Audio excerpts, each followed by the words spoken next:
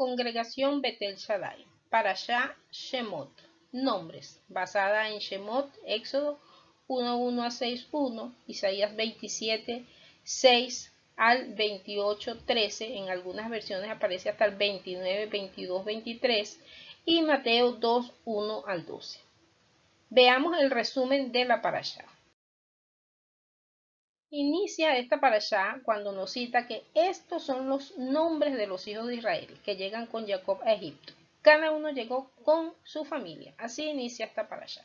Y nos relata diferentes eventos, como el hecho cuando el faraón evidencia que los hijos de Israel se habían multiplicado en gran manera y los considera una amenaza para ellos, y por eso ordena a las parteras de las hebreas no dejar vivir a los niños que nacieran. Aunque ellas tuvieron temor de Dios y no acataron dicha orden, el faraón da otra orden y ordena que todo varón que nazca sea arrojado al río.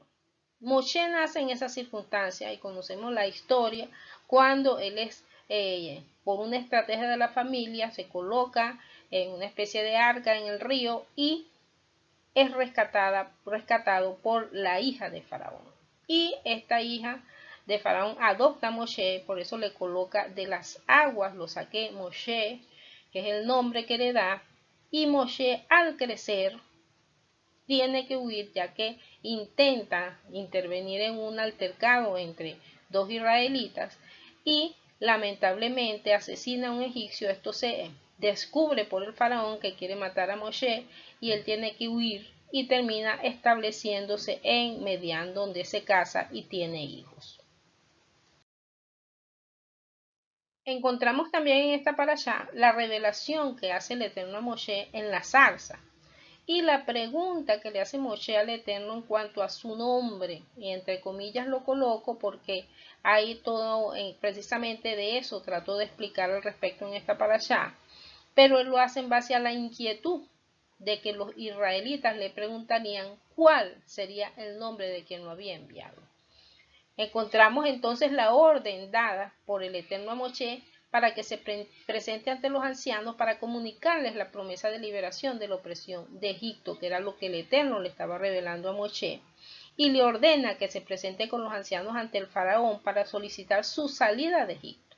Sin embargo, el Eterno le advierte a Moshe que el faraón no permitiría que ellos salieran de Egipto, y por lo tanto él mostraría sus señales y prodigios para hacer esta liberación.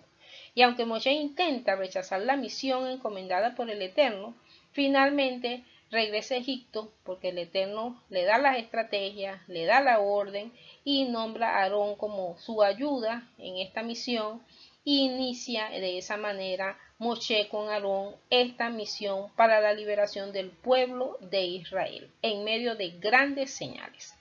Sin embargo, entre tantas componentes que tiene esta parashá, interesantísimos temas, yo les estaré hablando de lo que es el término Shemot, que es un término muy importante dentro de lo que es el desarrollo de la Torá, el Tanakh e inclusive en el Brit Hadashah, los escritos mesiánicos, y veamos qué significado tiene este término en las escrituras.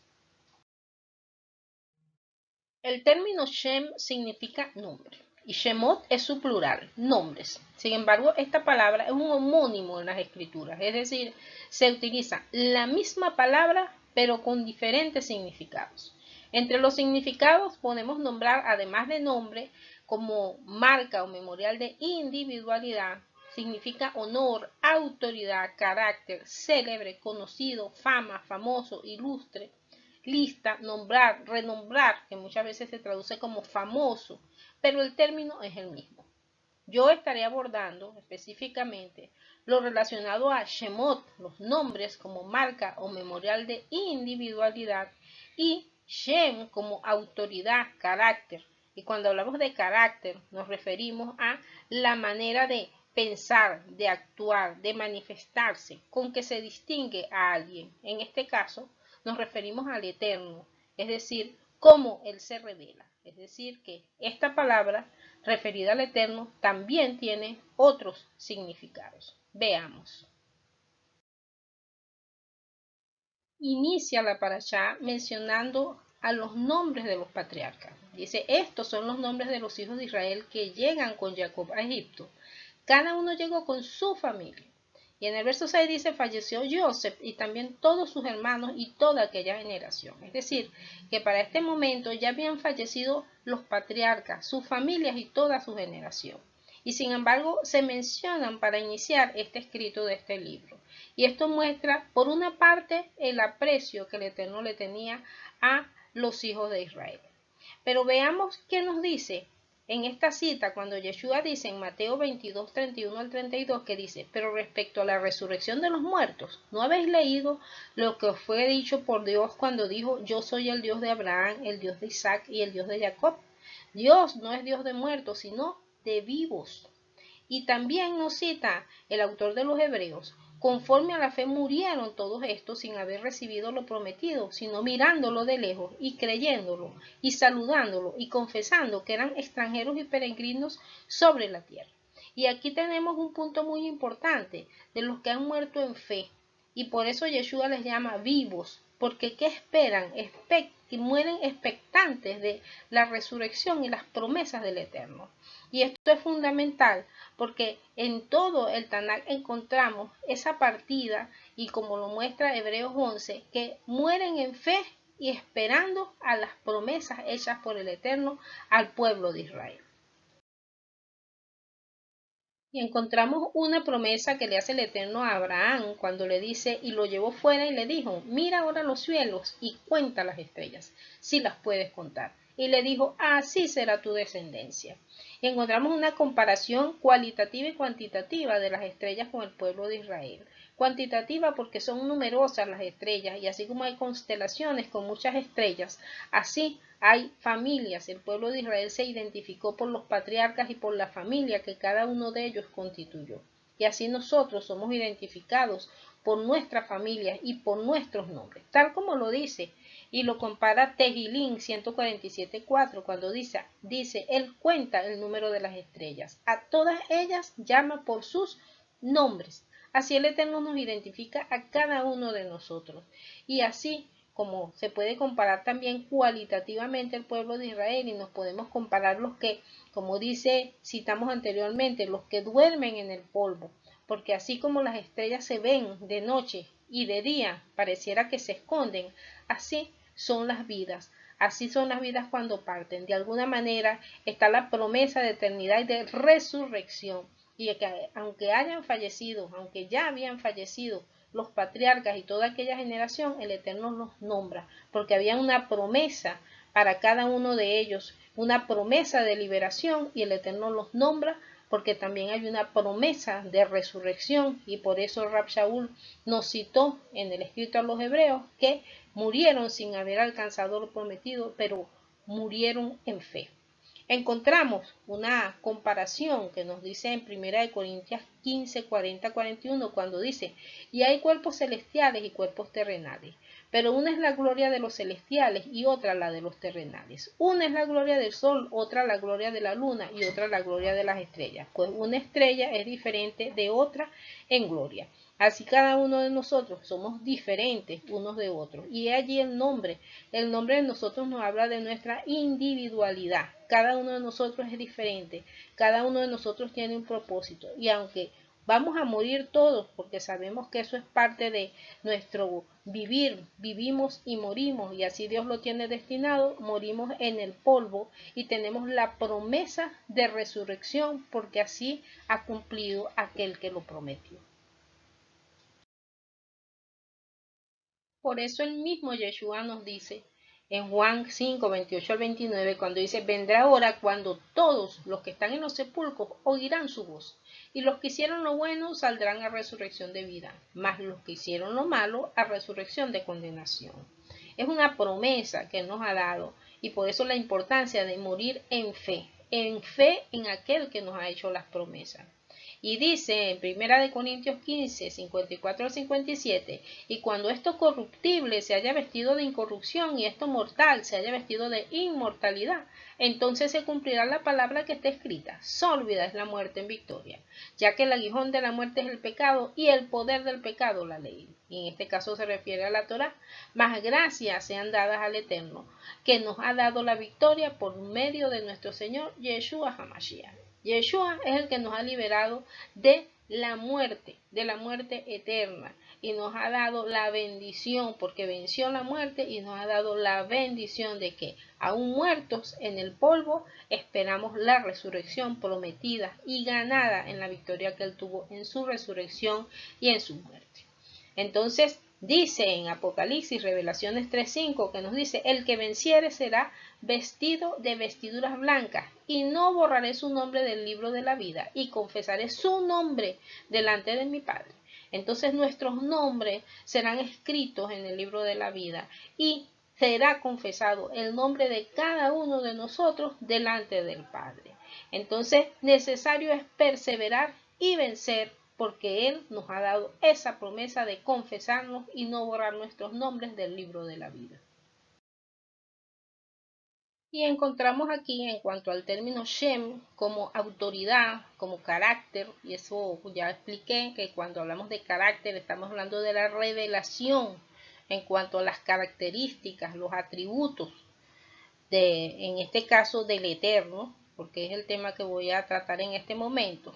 Y encontramos la cita cuando se le aparece el Eterno a Moshe en la zarza y le habla de la responsabilidad que le está asignando. Y Moshe pregunta inquieto: si ellos me preguntaran ¿cuál es su nombre?, ¿qué les responderé?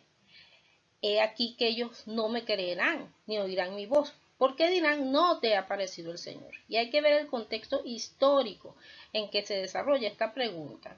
El mismo Maimónides nos dice que en este caso y en este tiempo, cualquiera que pretenda alcanzar la autoridad profética debe esperar que se le formule tal objeción, mientras no haya dado prueba de su misión. Para este momento, primero habían transcurrido muchos años desde que el Eterno había hecho la promesa a Abraham, a Isaac y a Jacob. Y ya los patriarcas habían muerto y ya había pasado todas aquellas generaciones.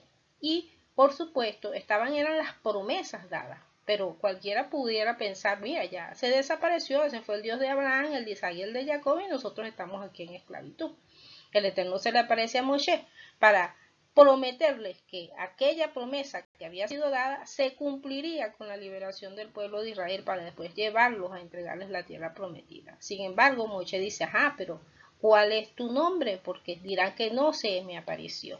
Era lógico que él hiciera esa pregunta, porque se tenía que darle respuesta al pueblo de Israel cuando se le apareciera a ellos. Entonces, fíjense que en mismo Shemot 5:23, cuando el Eterno ya le había dado la delegación de autoridad a Moshe para enviarlo a hablarle al pueblo de Israel, y Moshe viene a hacerle cierto reclamo porque se había agudizado el maltrato que le daban al pueblo de Israel, y él le dice al Eterno: desde que yo vine a Faraón para hablarle en tu nombre, es decir, en la autoridad que le había dado. Veamos cómo se desarrolla esto de la revelación del nombre, y se refiere a la autoridad dada y al Eterno revelándose como el Dios eterno, el mismo que hizo las promesas, el Dios que cumple las promesas, y no un nombre propio que sea pronunciado en acomodo de sus signos vocálicos. Y esta revelación dada por el Eterno a Moshe, que se amplía muchísimo más en el estudio del nombre de Dios, que está en el canal de YouTube también de la congregación, en este canal, encontramos que el Eterno le dice a Moshe: Eye Asher Eye. Ese es el nombre que revela en esas 4 letras del nombre sagrado: yo soy el que soy. Y mismo Maimónides Rambán nos dice que él dice: mi nombre es el que es para siempre. Es decir, él es el ser que existe con existencia absoluta. La prueba que Moshe había de dar consistía en demostrar que hay un ser de existencia absoluta que nunca ha carecido ni carecerá de existencia. Es decir, aunque había pasado muchos años, aunque ya habían pasado esas generaciones, ese mismo ser, ese mismo Dios que se reveló y prometió, venía, se revelaba nuevamente para hacer cumplir su promesa. Entonces, él fue, el Shulchan Aruch nos dice, él fue, es y será el autor de toda existencia, es la fuente de todo, pasado, presente y futuro. Es decir, él no cambia, él es el Dios que promete y que cumple promesa, el Dios que se revela de muchas maneras y que, como lo mismo lo dice el mismo autor de los Hebreos, él se ha revelado de muchas maneras. El nombre de Dios nos revela su carácter existente y eterno, es decir, que aunque pasen los siglos, él no cambia y él cumple sus promesas. Es interesante ver cómo la Torá relata el momento en que Moshe se le presenta al pueblo de Israel para hablarles de la misión que el Eterno le había encomendado. Dice que Moshe le contó a Aarón todas las palabras de Hashem, la misión que le ordenó y todas las maravillas que le encomendó. Moshe y Aarón fueron y se reunieron a todos los ancianos de los israelitas y Aarón expuso todas las palabras que dijera Hashem a Moshe, quien hizo las señales milagrosas a los ojos del pueblo. O sea, que Moshe hizo las señales que el Eterno le había dicho que mostraría. Y el pueblo creyó, sencillamente porque mostró, inclusive habló de la promesa de liberación, que había sido una promesa a los patriarcas. Es decir, allí estaba mostrando él que iba a cumplir esa promesa. Y dice que el pueblo aceptó el mensaje de que Hashem ha otorgado especial providencia a Israel y que él ha visto su sufrimiento. Es decir, que ese Dios especial, diferente, que no había cambiado y que había visto el sufrimiento del pueblo que estaba siendo escarnecido en Egipto, ese mismo Dios prometió la liberación que había sido prometida desde antes para entregarles y llevarles a una tierra prometida. Entonces dice que el pueblo se inclinó la cabeza y se prosternaron. Es decir, ellos creyeron a las señales y maravillas que mostró Moshe y a la promesa de redención que había sido dada a través de Moshe por el Eterno. Y entonces hablamos aquí, ¿verdad? Que el Eterno pasa de las promesas hechas a los patriarcas a la acción. Y por eso que en Shemot 6:3 dice, yo me revelé a Abraham, a Isaac y a Jacob como Dios omnipotente, pero con mi nombre, el Eterno, no me di a conocer a ellos. Es decir, el Eterno se reveló en un momento de hacer promesas a los patriarcas, pero ya en el momento de actuar es que Él se revela y por eso Él dice que Él se reveló primero como Dios omnipotente.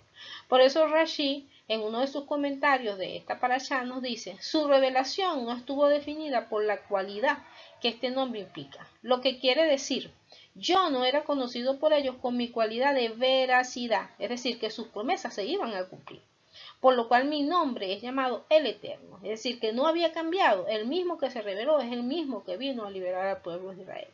Y esto significa, como nos dice Rashi, yo soy fiel para hacer que mi palabra se verifique. Así pues, yo les había hecho una promesa, pero todavía no la he cumplido. Entonces el Eterno se revela a Moshe con esa cualidad, con esa veracidad de que aquella promesa que le hizo a los padres, a los patriarcas, sería cumplida con la liberación y aún otras promesas que hemos visto que se cumplen y que falta aún por cumplir en los tiempos finales. Y en cuanto a esto de la palabra nombre, el término nombre como autoridad, o autoridad delegada, como el Eterno le delegó la autoridad a Moshe para actuar en su nombre, así lo encontramos en los escritos mesiánicos, refiriéndose a Yeshua, cuando dice, entre otras citas, Mateo 21:9, que dice, y la gente aclamaba diciendo, Hosana, Hosana, el hijo de David, bendito el que viene en el nombre del Señor, Hosana en las alturas. Y por eso Yeshua, entre sus muchas declaraciones, dice en Juan 17:25, Padre justo, el mundo no te ha conocido, pero yo te he conocido y estos han conocido que tú me enviaste. Y les he dado a conocer tu nombre y lo daré a conocer aún. Pero ¿cómo es esto? Y no se había dado a conocer en el momento que se apareció el Eterno a Moshe en la zarza, porque no es un nombre único, porque el Eterno, es fiel y verdadero, y Él se va revelando, como lo dice el libro de los Hebreos, donde dice que Él se ha revelado de muchas maneras, es decir, que en cada una de sus manifestaciones y de su revelación, Él se da a conocer de una u otra manera, su poder, su autoridad, su magnificencia es revelada a través de las Escrituras. Y encontramos que en Bereshit, cuando en los últimos tiempos y días de Jacob, cuando Jacob dice, por tu salvación, y esa palabra salvación, Yeshua, espero, oh Señor. Eso lo encontramos que desde el tiempo de los patriarcas esperaban una salvación. El Eterno manifestó y prometió una salvación, una redención para el pueblo de Israel. Y ese cumplimiento de esa redención es la que se cumple en Yeshua. Y por eso hay una diferencia clara entre la redención hecha ante el pueblo de Israel, ante los ojos del pueblo de Israel por el Eterno, en Egipto, donde se redimió al pueblo de Israel de la esclavitud de Egipto, y allí también iban muchos extranjeros, por cierto, que fueron redimidos, sacados del pueblo de Egipto, y hay una diferencia entre la que trae Yeshua como una salvación que no es solamente local, como ocurrió en Egipto, sino para el mundo, una salvación para la humanidad. Y por eso encontramos citas como la de Hechos 10:45, cuando dice, y los fieles de la circuncisión se quedaron atónitos de que también sobre los gentiles se derramase el don del Ruach HaKodesh, del Espíritu Santo. Es decir, que había una sorpresa, porque es una revelación que no se esperaba, pero el Eterno prometió dar salvación no solo a Israel, sino a la humanidad, para redimir a la humanidad de sus pecados y poder realmente rescatarnos de ese mundo de corrupción en que ha estado sumergido el mundo. Otro de los aspectos interesantes en esta parashá es la revelación que el Eterno hace de que Israel es su hijo y por lo tanto él es el padre, y por eso en Shemot 4:22 al 23 encontramos cuando él dice, le dirás a Faraón, así dijo Hashem, Israel es mi hijo, mi primogénito, y te digo que deje salir a mi hijo para que me adore. Encontramos este término de revelación de Israel como hijo, y que también en Devarim 14:1 dice, ustedes son hijos del Eterno su Elohim. Eso lo encontramos como una revelación, y es muy interesante que entonces este término de padre habla de una autoridad, y de una autoridad que revela su palabra, y lo vamos a ver posteriormente, porque encontramos en Malaquías 1:6 cuando dice, el hijo honra a su padre y el siervo a su señor. Pues si yo soy padre, ¿dónde está mi honor? Y si yo soy señor, ¿dónde está mi temor? Dice el Señor de los ejércitos. Por lo tanto, y eso lo encontramos, que es el término más utilizado por Yeshua en los escritos mesiánicos, refiriéndose al Eterno cuando él dice Padre nuestro. Ese es el término que más usa Yeshua para referirse a él, y por eso cuando enseña a orar dice Padre nuestro que estás en los cielos, santificado sea tu nombre. Entonces este término de padre e hijos, ¿qué significado tiene? Y tiene un significado de autoridad, pero un significado de autoridad en la palabra revelada, es decir, la instrucción dada a nosotros para que obedezcamos. Veamos. Y este término de padres e hijos también es un homónimo en la escritura porque también se usa con diferentes significados. La palabra hijo se refiere también, además de el nexo filiatorio, es decir, padres e hijos consanguíneos, también se refiere a los discípulos, es decir, los discípulos son considerados hijos del Eterno en el sentido de que son discípulos de él porque estudian su Torah. Y esto lo dice Rashi. Y por eso encontramos en Segunda de Reyes 2:12, refiriéndose a Elías, cuando Eliseo lo ve y dice, viéndolo Eliseo clamaba, Padre mío, porque él era discípulo de Elías. Y lo encontramos con los mismos escritos mesiánicos, cuando el mismo el escritor de Gálatas dice, hijitos míos, por quienes vuelvo a sufrir, y el mismo Johanán, en primera de Juan 2:1, también dice, hijitos míos, estas cosas les escribo para que no pequen. Y encontramos este término también por el propio Yeshua, cuando él dice, hijitos, aún estaré con ustedes un poco. Y ahí encontramos la relación cuando en Isaías, el profeta Isaías, en una cita considerada de tipo mesiánica, porque habla del Mesías, cuando dice, porque un niño nos es nacido, hijo nos es dado, y el principado sobre su hombro, y se llamará su nombre admirable, consejero, Dios fuerte, Padre eterno, príncipe de paz. Ese Padre eterno no se refiere a que Yeshua es el Padre eterno, porque hay una diferencia, y el mismo Yeshua dijo, el Padre es mayor que yo, sino que Yeshua es Padre porque él vino como maestro, él tuvo discípulos y dejó a sus discípulos para que dieran sus enseñanzas a nosotros, y nosotros somos discípulos de esas enseñanzas. Por lo tanto, él fue padre por ser maestro y tener discípulos, mas no es que él es el Padre eterno. Y eso a veces genera confusión en algunas personas, pero la realidad es que el término de padre, refiriéndose al Mesías, se refiere como maestro, maestro de la Torá, con sus respectivos discípulos. Ese es el significado de este término referido al Mesías en Isaías, y el mismo Yeshua le dice a sus discípulos: hijitos, aún estaré con ustedes un poco. Y ya para cerrar, vemos que en los escritos mesiánicos, por ejemplo en el caso de Hechos 4:12, encontramos: y en ningún otro hay salvación, porque no hay otro nombre bajo el cielo dado a los hombres en que podamos ser salvos. Y aquí el término nombre se refiere a distinción. Yeshua es distinguido con ese nombre, Yeshua, salvación, porque Él es el Salvador ungido. Y aquí en este caso otro nombre, porque no hay otro nombre, Él es el Mesías ungido para salvación de la humanidad, y como dice el escrito de los Hebreos, el Eterno se ha manifestado en el Hijo para salvación. Y en el caso de Filipenses 2:9, que dice: por lo cual también le exaltó hasta lo sumo, le dio un nombre que es sobre todo nombre, entonces ahí se habla de autoridad, porque dice que le exaltó hasta lo sumo. Igual que en 1 Corintios 15:27, que dice: porque todas las cosas las sujetó debajo de sus pies, y cuando dice que todas las cosas han sido sujetadas a él, claramente se exceptúa aquel que sujetó a él todas las cosas. Es decir, aquí el Padre es mayor que el Hijo, y el Hijo está encima, por encima de todas las cosas, y es la cabeza de la congregación, Cajal, que es la congregación, el pueblo que cree, le sigue y practica la Torá. Y entonces en este caso estamos hablando de autoridad, el mismo término con diferentes significados en diferentes citas de los escritos mesiánicos.